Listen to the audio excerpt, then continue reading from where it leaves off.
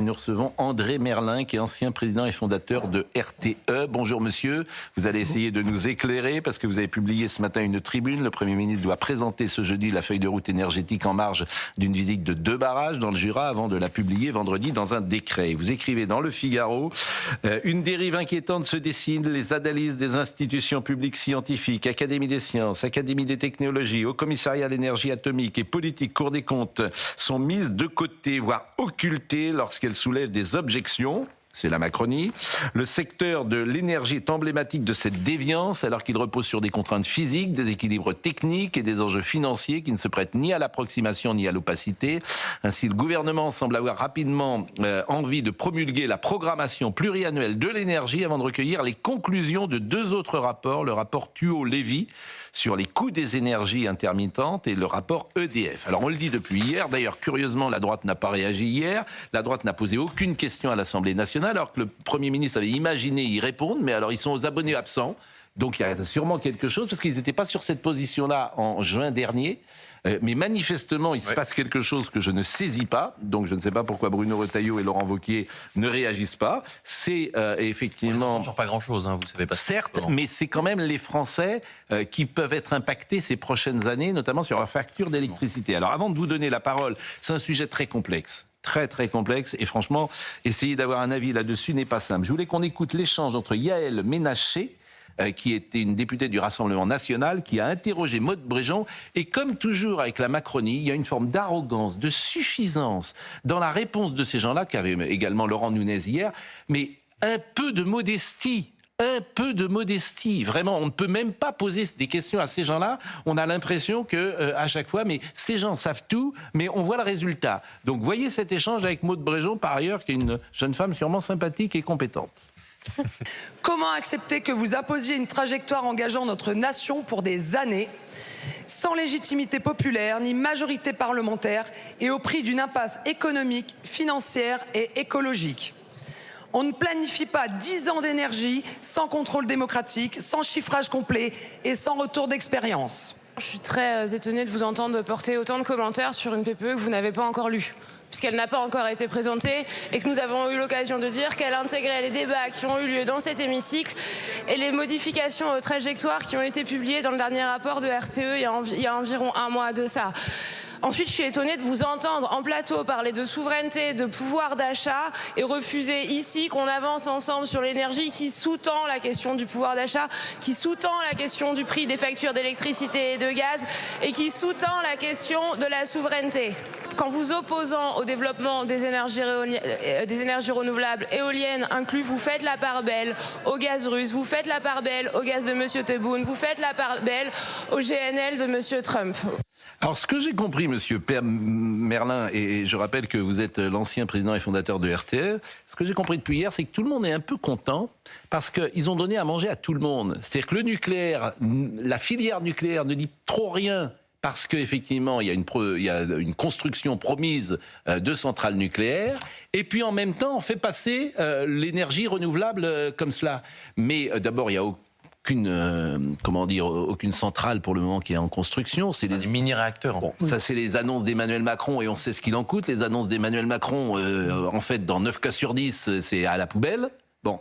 Et en revanche, le renouvelable est très content aussi parce que ça va être de l'éolien, ça va être des 37 milliards, je crois, pour raccorder le réseau de l'éolienne en mer sur les réseaux. Même 45. 45. Donc, alors, expliquez-nous pourquoi le choix est mauvais. Alors, si vous voulez, d'abord, ce que je voudrais dire, c'est que je parle au nom d'un collectif, hein, c'est-à-dire que vous savez qu'on a publié un manifeste en décembre 2024 pour dénoncer le développement à marche forcée des éoliennes et des panneaux solaires. Parce que, à notre avis, ça nous amène dans une voie sans issue en matière de politique énergétique. Alors, nous ne sommes pas des climato-sceptiques, je tiens à le dire. Nous souhaitons effectivement que la France, comme les autres pays dans le monde, contribue à réduire les émissions de gaz à effet de serre. Et pour cela, bien évidemment, la meilleure solution, c'est décarboner notre économie. Et pour décarboner notre économie, il faut effectivement électrifier les usages. Et c'est là où le bât blesse. on s'aperçoit effectivement que l'électrification des usages n'avance pas. On le voit avec les voitures électriques, on le voit avec l'hydrogène décarboné, on le voit avec l'industrie qui part à l'étranger, on le voit également dans la gestion énergétique des bâtiments. Tout ceci fait que la consommation d'électricité en France n'a cessé de baisser depuis 2012. Elle est au niveau de 2003, au moment où je dirigeais encore RTE. Si vous voulez. Et donc, on ne voit pas l'intérêt, dans les 10 prochaines années, de mettre en service de nouveaux moyens de production, parce qu'actuellement, la capacité de production dépasse de 25% la consommation d'électricité en France. Et enfin, ça, c'est un enfant de 5 ans comprend ça. Ben oui. C'est un enfant de 5 ans comprend ça. Exactement. Franchement, ça baisse, donc on n'a pas besoin de mettre des éoliennes en plus. Alors pourquoi on le fait? Exactement. Et donc, pourquoi on le fait? Alors pourquoi on le fait? Parce qu'effectivement, il y a des engagements qui ont été pris, notamment vis-à-vis de l'Europe. Vous savez qu'il y a, on parle du pacte vert. On a beaucoup parlé en ce qui concerne l'agriculture, mais en ce qui concerne l'énergie, c'est pire encore. C'est-à-dire que c'est la Commission européenne qui nous oblige en quelque sorte à construire, à développer des énergies renouvelables intermittentes en ignorant totalement l'existence du nucléaire, qui est une énergie qui produit une électricité totalement décarbonée et à un coût moindre que le coût des énergies renouvelables. Donc on est en plein non-sens. Monsieur Merlin, vous venez de dire en 2 minutes, vous avez synthétisé quelque chose qui ne devrait même pas poser de problème dans la France d'Emmanuel Macron et qui en pose, avec effectivement le poids de la Commission européenne. Alors, je dois quand même donner la position, si j'ose dire, du gouvernement. Oui. Hier, je ne l'avais pas donnée, la position contradictoire. Donc j'ai essayé de dire, mais répondez. D'ailleurs, j'ai dit au gouvernement, mais venez sur le plateau, mais ils répondent pas. Alors, pourquoi le gouvernement lance-t-il un grand plan d'électrification? Parce que la France dépend encore massivement des énergies fossiles importées pour un coût d'environ 60 milliards d'euros par an. C'est vrai? La France produit déjà une électricité largement décarbonée. L'enjeu est désormais de l'utiliser à la place du pétrole et du gaz importés depuis des pays du Golfe, des États-Unis, Russie ou Algérie. Qui peut être contre? C'est l'électrification des usages qui n'avance pas. Et donc, il n'y a pas de besoin supplémentaire pour le moment. Et dans les 10 ans à venir, compte tenu de la capacité de production... Mais ça, ce qui est dit est vrai, là. De nouveaux moyens. On n'en a pas besoin. Alors, sur quoi se fonde la PPE? Précisément sur les scénarios de RTE, où répond comment dire, ceux qui travaillent autour de monsieur Lecornu. La PPE 3 s'appuie sur les derniers scénarios prospectifs de RTE publiés en décembre 2025. Les orientations prises par cette PPE 3 ont été donc ajustées afin de prendre en compte la réalité de la consommation à horizon 2030-2035 selon RTE. Vrai ou faux? Alors c'est vrai. Après avoir proposé des scénarios beaucoup plus optimistes en ce qui concerne la croissance de la consommation, enfin, je dirais, la direction de RTE propose des scénarios qui me paraissent beaucoup plus réalistes, c'est ceux d'ailleurs qu'on avait avancés dès le mois de décembre de 2024. Et pourquoi ne pas avoir attendu le rapport Lévy-Tuyau? Parce que j'ai posé également la question. La PPE fixe des objectifs, Lévy-Tuyau nous explique comment atteindre ces objectifs plus intelligemment, donc les deux sont indépendants. C'est vrai? Oui. Enfin, si vous voulez, en ce qui concerne le rapport que l'on attend de Tuyau, qui est l'ancien directeur général, le premier directeur général de la Commission de régulation de l'énergie, qui a fait un travail d'ailleurs remarquable quand il était directeur général, et Jean-Bernard Lévy, qui est l'ancien président d'EDF, eh bien, ils n'ont à s'exprimer que sur l'aspect coût, pas sur l'aspect volume. Alors j'ai cité Bruno Retailleau tout à l'heure et manifestement il a rédigé une tribune sur la PPE qui devrait paraître très bientôt. Mais très bientôt, il faut se presser, hein, monsieur Retailleau, parce que le décret est promulgué demain. Donc faudrait peut-être accélérer l'affaire. Et alors sur le nucléaire, la PPE, alors je répète que la PPE, hein, ça veut dire programmation pluriannuelle de l'énergie. Donc la PPE 2 prévoyait par exemple de fermer 14 réacteurs nucléaires. Ça, vous êtes d'accord? Oui. Et là, il y a 6 EPR plus 8 en option. Donc ça, c'est plutôt positif. Oui, ça, c'est positif. D'accord. Donc ce qui est positif, c'est pour au-delà de 2035. Voilà. Donc ce qui est bien, c'est de rallumer le nucléaire, si j'ose dire. Mais ce qui ne va pas, pour vous, c'est de développer le renouvelable dont on n'a pas besoin et qui coûte une blinde parce que la Commission européenne nous l'impose. Oui. On peut le dire ainsi. Eh bien, écoutez, disons-le ainsi. Bon, après, moi, Alors, si vous voulez, je trouve ça incroyable, pour tout vous dire. il faut savoir que... Je trouve ça incroyable. Et en plus, c'est très, très simple. En fait, ces choses-là sont les plus simples du monde, telles que vous venez de l'expliquer.